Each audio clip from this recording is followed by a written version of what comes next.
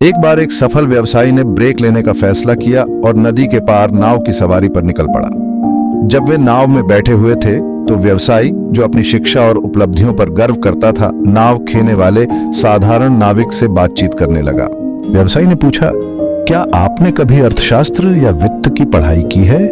नाविक ने जवाब दिया, नहीं साहब, मुझे इन विषयों की पढ़ाई करने का मौका नहीं मिला। व्यवसायी ने हंसते हुए कहा, तो फिर आपने अपनी जिंदगी का 1/4 हिस्सा बेकार कर दिया है। अर्थशास्त्र को समझना सफलता की कुंजी है।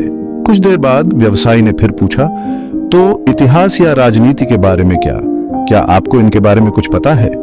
नाविक ने कहा, नहीं साहब, मुझे इतिहास और राजनीति के बारे में बहुत कम जानकारी है।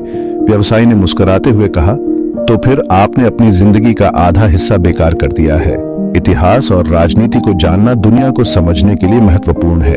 थोड़ी देर बाद व्यवसायी ने पूछा, क्या आपको आधुनिक तकनीक या विज्ञान के बारे में कुछ जानकारी है? नाविक ने उत्तर दिया, नहीं साहब, मैंने उन चीजों के बारे में भी ज्यादा नहीं सीखा। व्यवसायी हंसते हुए बोला, तो फिर आपने अपनी जिंदगी का 3/4 हिस्सा बेकार कर दिया है। आज की दुनिया में तकनीक और विज्ञान ही सब कुछ है। और अचानक आसमान काला हो गया और तेज तूफान ने नाव को हिलाना शुरू कर दिया।